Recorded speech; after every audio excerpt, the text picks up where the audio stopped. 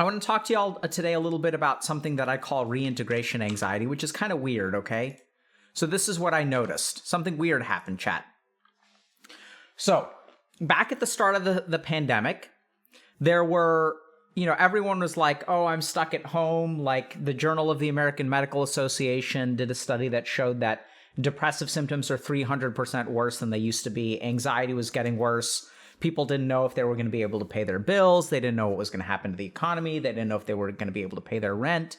And so everyone was like, oh my God, the mental impacts of COVID are so bad, man. They suck so hard. And now that things are starting to open up, it's kind of like weird because everyone was like, I can't wait for COVID to end. I can't wait for COVID to end. But now that COVID is maybe starting to end, I know that Delta variant is bad, but people are getting vaccinated. People are starting to open things up. People are sort of like, okay, so are you thrilled that you're going to be back in school and like hanging out with people socially? Something weird has happened, especially with a lot of the students that I work with, where they're kind of like, actually, I feel really anxious about reintegrating into society. Like what I hear from students that I work with is, I'm not sure I'm going to be able to like do school anymore. Like, I don't know if I can do school. And now that I can socialize with people, it's like, oh my God, I can't wait to socialize with people. And it's like, now when you think about socializing with people, you want to do it, but you feel like really, really anxious about it. And it's really weird, but the best term that I can kind of come up with is something that I'd call reintegration anxiety. And so it's kind of weird, but there seems to be a new kind of anxiety where everyone's been waiting to get back into society. But at the same time, like, now that we're able to do it, it seems actually really hard to reintegrate into society. So what I'd like to do today is talk to you guys a little bit about this and sort of try to explain a little bit about how I understand it, okay? So to begin with, when COVID hit, everyone was sort of like kind of positive about it. Like people felt isolated, people felt depressed, people felt anxious about the future. They had difficulty maintaining social connections, and they actually turned to online communities to start to socialize with people. And the cool thing is that if you kind of look at, data, or not data, because there aren't really a whole lot of studies about this, but if you look at people from our community, what we found is that people who have robust online connections were actually a little bit resilient to the negative impacts of COVID. And what we did as a society is we turned to like more online interactions. And that's sort of a double-edged sword because research does show that spending a lot of time on social media actually has negative impacts on your mental health. And at the same time, we were kind of stuck because we couldn't spend time with people in the real world. So like, it was nice to have like Discord and Twitch and things like that, gaming.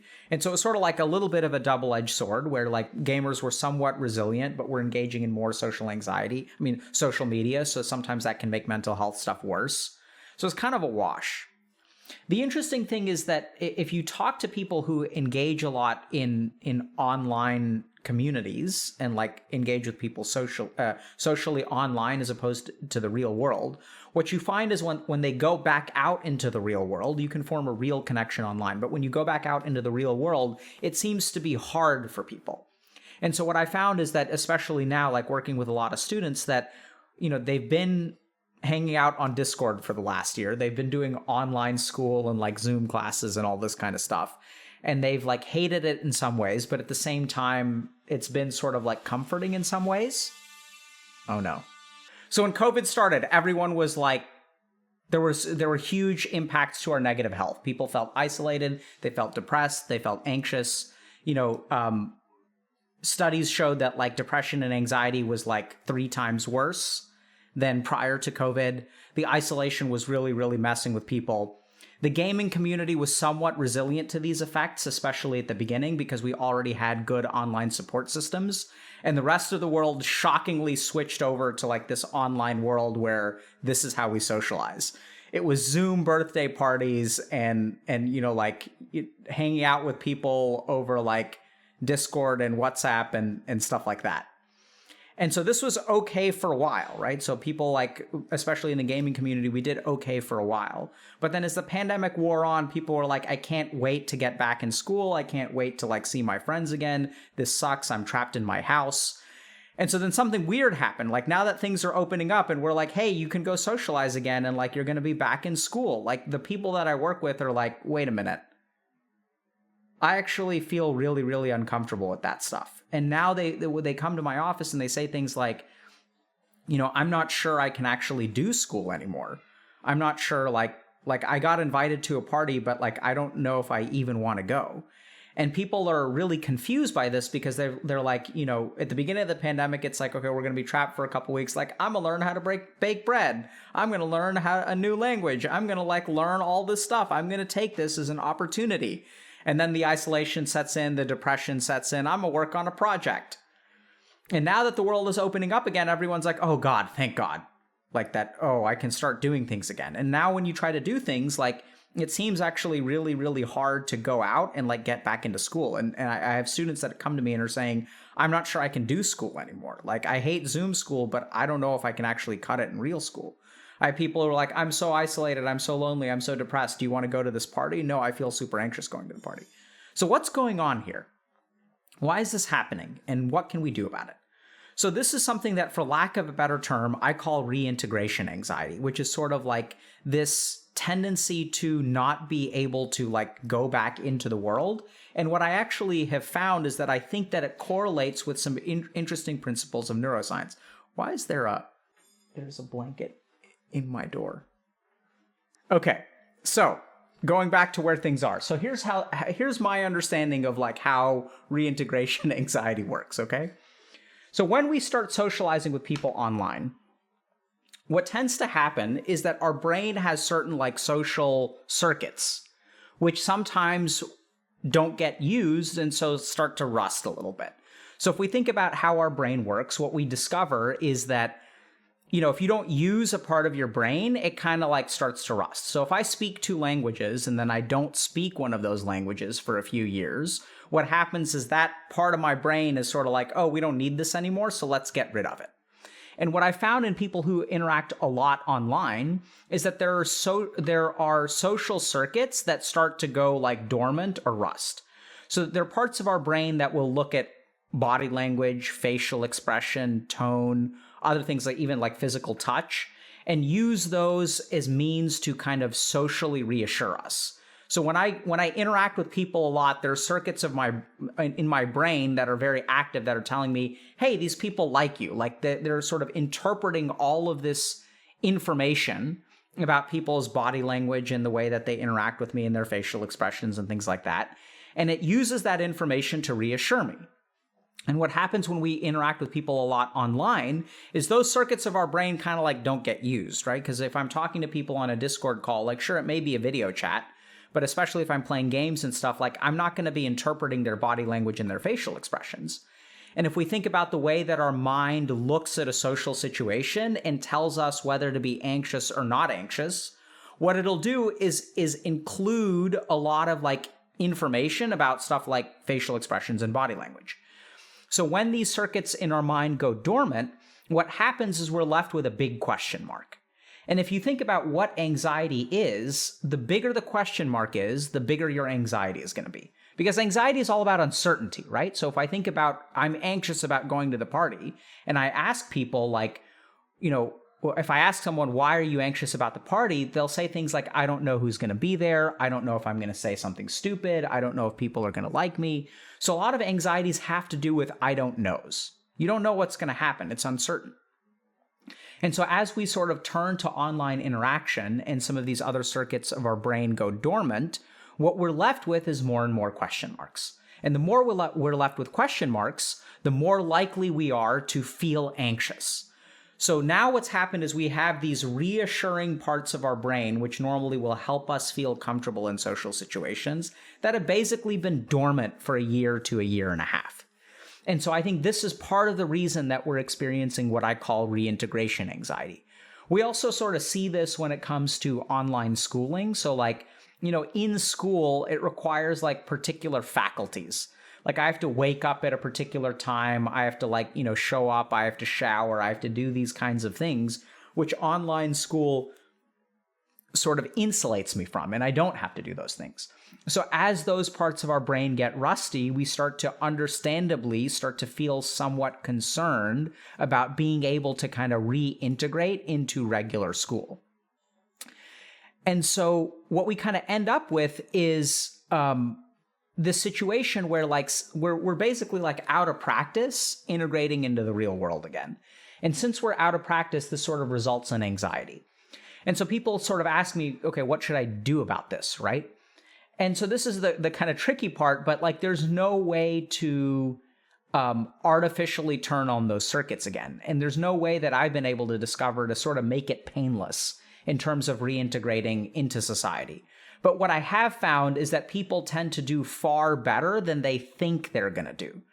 And what I mean by that is that, like, you know, if I'm working with, let's say, like a college undergraduate who's like, oh, I'm not sure about like starting up a study group because I don't know if the people are going to like me and stuff. And they're sort of envisioning all of these negative things. And what my experience has been is that if you can actually get yourself to go there, right, if you can show up there, you may have a lot of anxieties that are very hard to alleviate ahead of time. But the cool thing is it's almost like magic, but once you show up there and your brain starts to like dust off these old circuits like facial expression and body language, what happens is the anxiety kind of starts to melt away.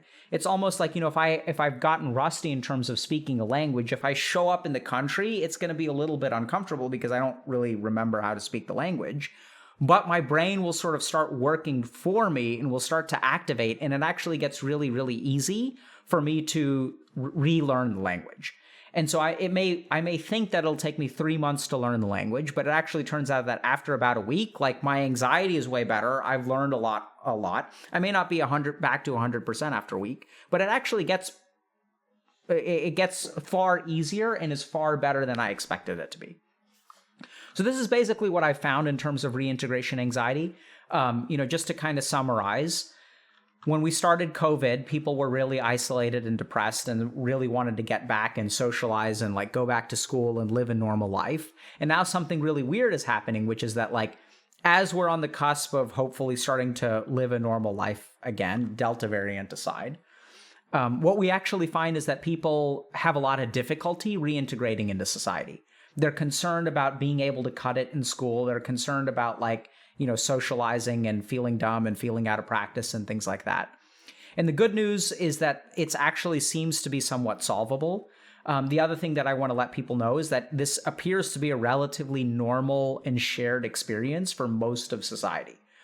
So it seems like, you know, most of the university students that I work with are experiencing something like this. And the good news is that, you know, you may be kind of anxious in terms of like socially integrating with people.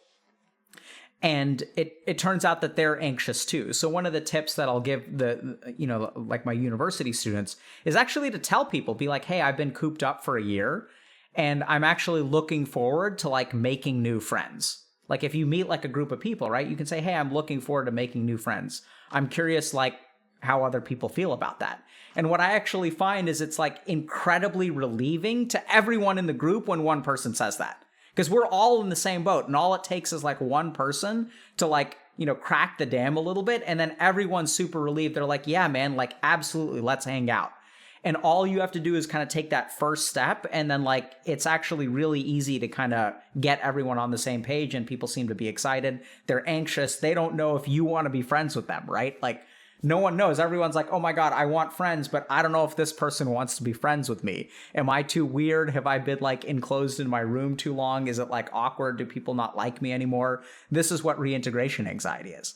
And as you kind of bring awareness to it, it turns out that actually like it gets better like way faster than you may have thought.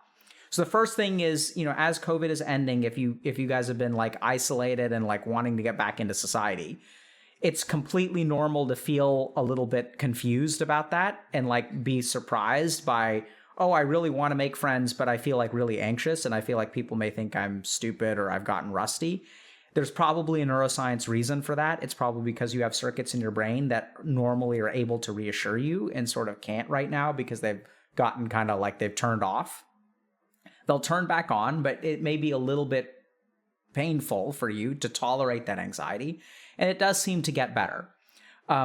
School is sort of also seems to be kind of that way, but jury's a little bit out there because now we're into the summer, so most people aren't in active school. But for the people who have reintegrated and like sort of started school back in March or April, some places started in-person classes then, I noticed that people also had reintegration anxiety and it kind of got better. Yeah, so someone's asking, what if you had social anxiety before and it's worse now during COVID? I think I've seen the same thing. So the reason it's worse, as far as I can tell, is because like we've gotten rusty socially. So what I've seen in my patients with social anxiety is that they've gone back to their pre-COVID state. And actually, like I'd say maybe a third of them have actually gotten better, like post-COVID. It's kind of weird. I don't understand that myself, but like a third of people seem to be better than their baseline.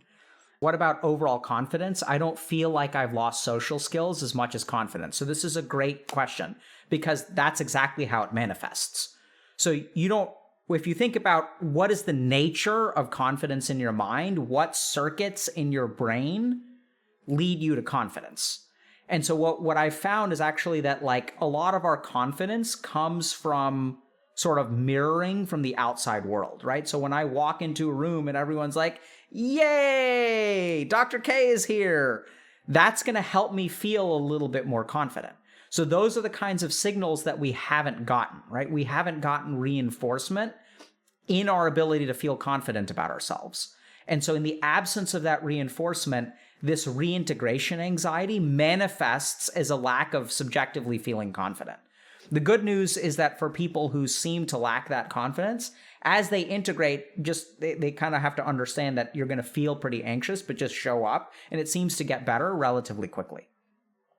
So this is when someone says, so it will just get better. I know it sounds shocking, but that has largely been our experience.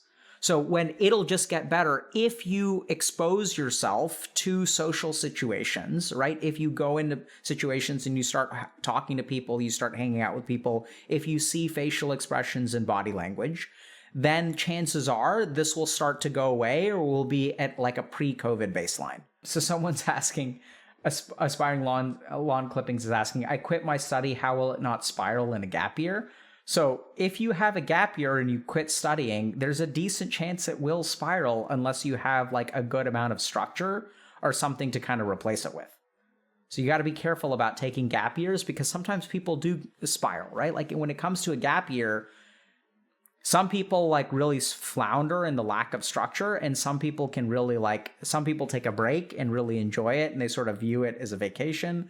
Other people will use it as an opportunity to like learn skills or projects and just like grow in a space outside of school. Other people will actually spiral in gap years. So it's absolutely something you need to be careful about. Someone's asking, how fast do you unrust? Honestly, I say it gets like 50% better in a week. That's what I've seen. And like in 2 weeks, you're like 80% there. And then maybe in a month, you're like back to normal. So Oxymoron Indeed asks, what if it doesn't go away even after trying to reintegrate? That is the anxiety. You guys see that? What if? What if it doesn't get better? Oh my God. But like, what if it does? Then it's a non-issue. So this is the nature of anxiety. So people are like, what if it doesn't get better? That is a product of the anxiety. You guys see that? Like, it's a completely normal thought. But I can answer that question. Then I'll say, well, then there's a decent chance that this will happen. And then your anxiety will say, but what if that doesn't work? And what if that doesn't work? And what if that doesn't work? Your anxiety will, any reassurance that I give you, your anxiety will find something else to be anxious about, right? Because reassurance doesn't actually help that much with anxiety. So as long as the root of the anxiety is there, you're going to find some way to be concerned about a what if in the future. And this is the really tricky thing about anxiety, because anxiety says, what if that doesn't work? And then as long as that thought is there, do you actually take that first step? So this person is asking, what if my anxiety doesn't go away after reintegrating? And so as long as that thought is there, will you try to reintegrate? And this is why anxiety controls your life. This is why anxiety can be so crippling, because it's so worried. It wants a complete solution before you take the first step. And so this is why you're stuck, because there's no way I can give you 100% guarantee that everything will work out.